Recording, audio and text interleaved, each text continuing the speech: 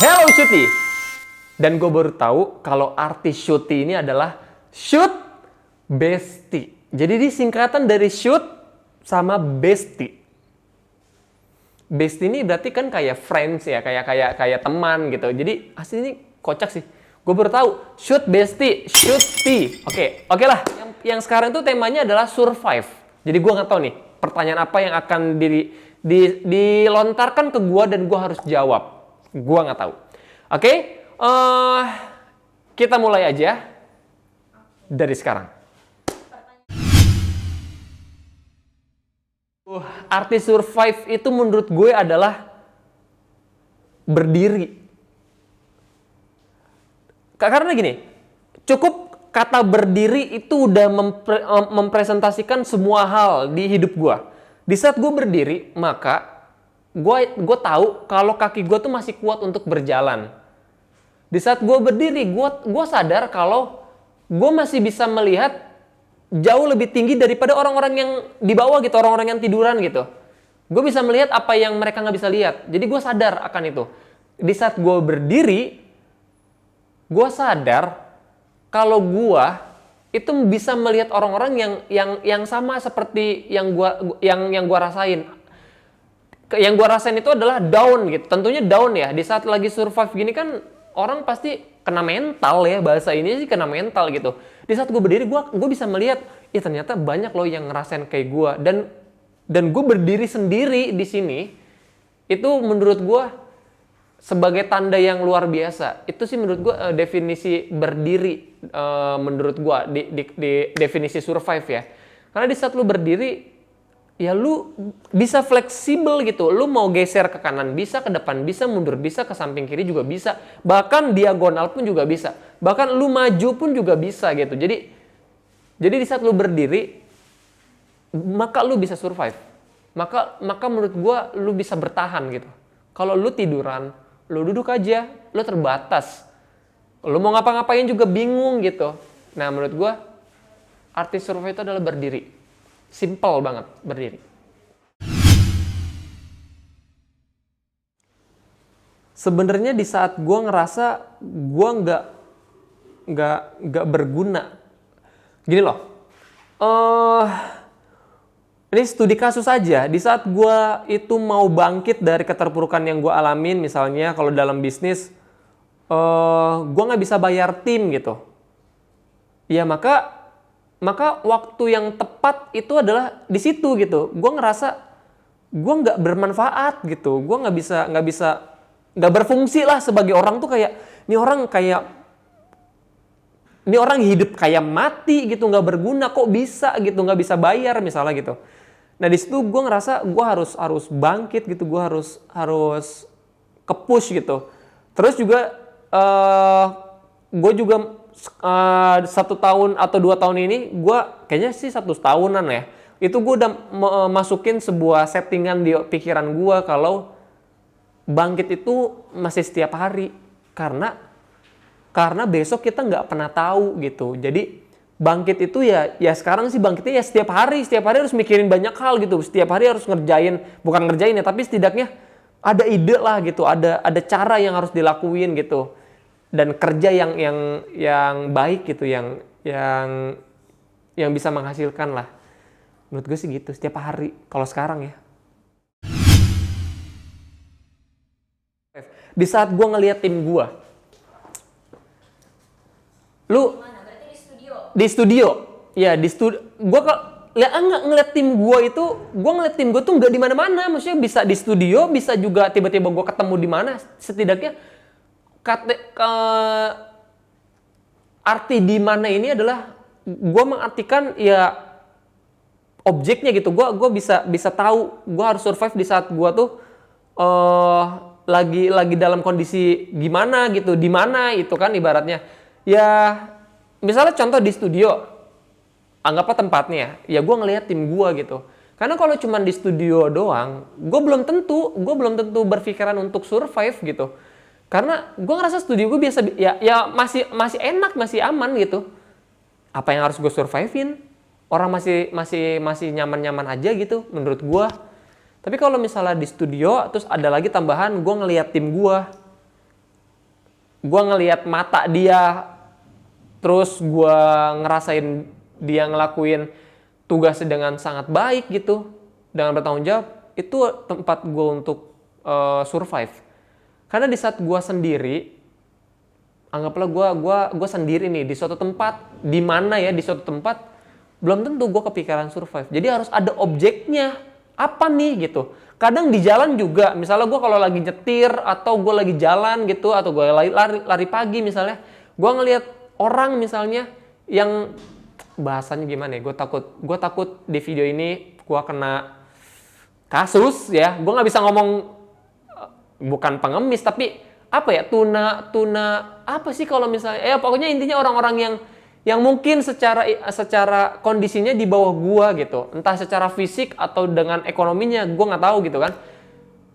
Ya gue juga bisa survive di saat gua ngelihat mereka gitu. Ada satu cerita kayaknya gua dulu di saat foto produk itu studionya di Banjarwijaya, gua kalau gua pulang kantor, pulang dari studio, gua selalu ketemu sama orang, sorry ya ini, orang tersebut itu jalan menggunakan kedua tangannya karena dia nggak punya kaki.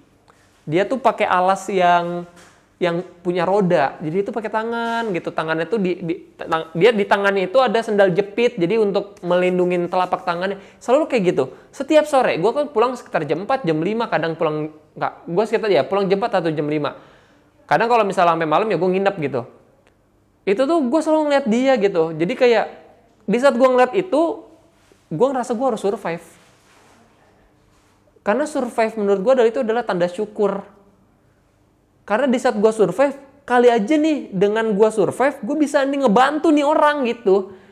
Ya walaupun dia juga nggak berharap dibantuin sama gue, tapi setidaknya bisa meringankan lah. Gitu sih.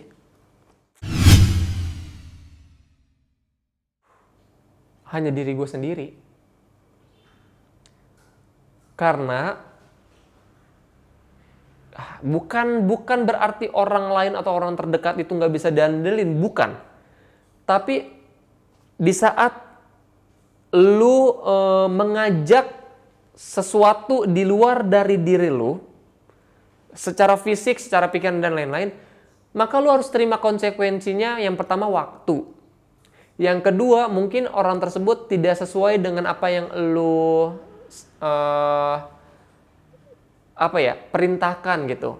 Jadi kalau misalnya lu ngandelin orang lain, ya sedangkan lu juga dalam kondisi yang survive, ya lu deg-degan gitu. Bener gak sih ini orang bakal ngebantu gue gitu. Walaupun ngebantu, apakah bantuannya sesuai dengan apa yang gue mau, misalnya kayak gitu. Jadi gue lebih mengandalkan diri gue pribadi gitu. Nah pas di diri gue pribadi, gue cari gimana caranya. Terus gue akan ketemu sama, oke nih cara ini kayaknya bisa nih dilakuin sama dia dengan waktu yang tepat, waktu yang cepat dan pasti bener gitu. Ya udah, akhirnya gue minta tolong, tapi setidaknya gue harus damai dulu dan mengajak diri gue sendiri untuk survive, melibatkan diri gue sendiri. Itu dulu yang paling banyak. Itu sih paling.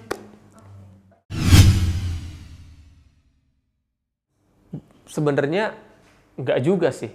Kadang ada aja orang yang emang hidupnya ngalir aja.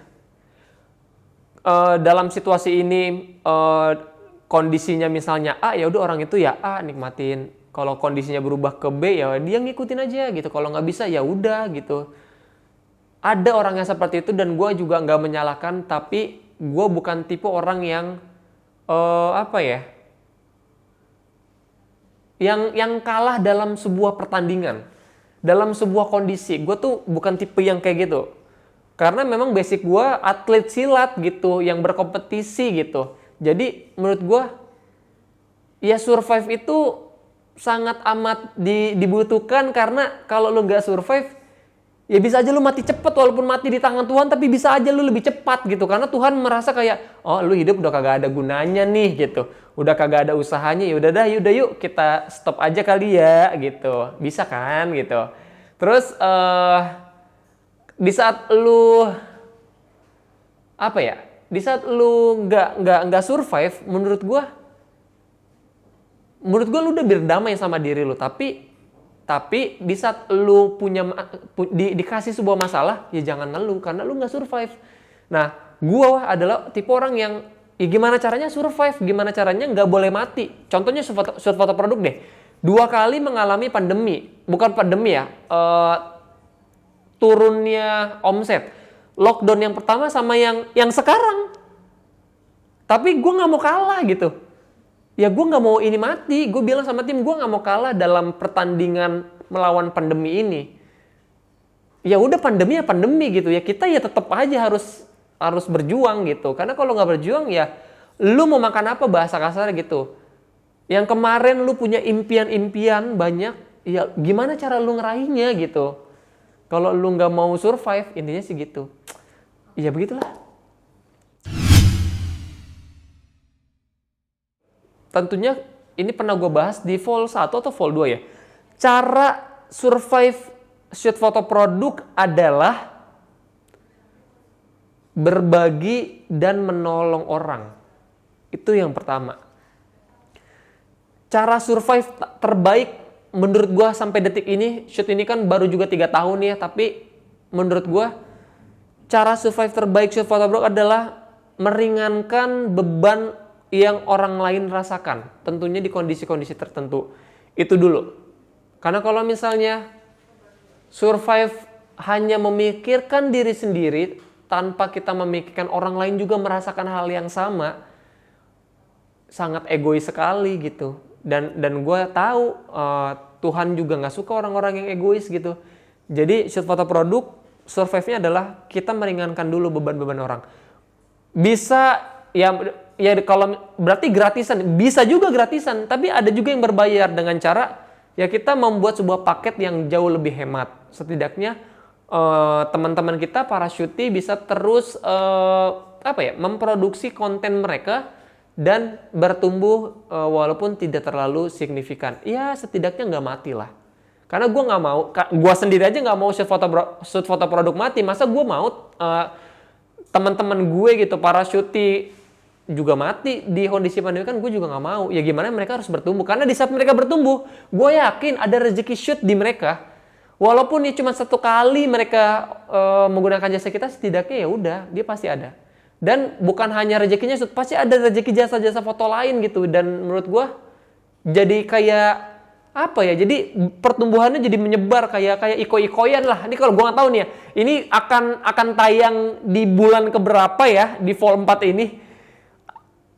Karena iko-ikoyan ini pasti udah lama banget. Ya jadi kalau lu pernah merasakan momen di mana iko-ikoyan ini ngehits ya jadinya gitu. Jadi nyebar gitu pertumbuhannya gitu, saling membangkitkan gitu sih paling.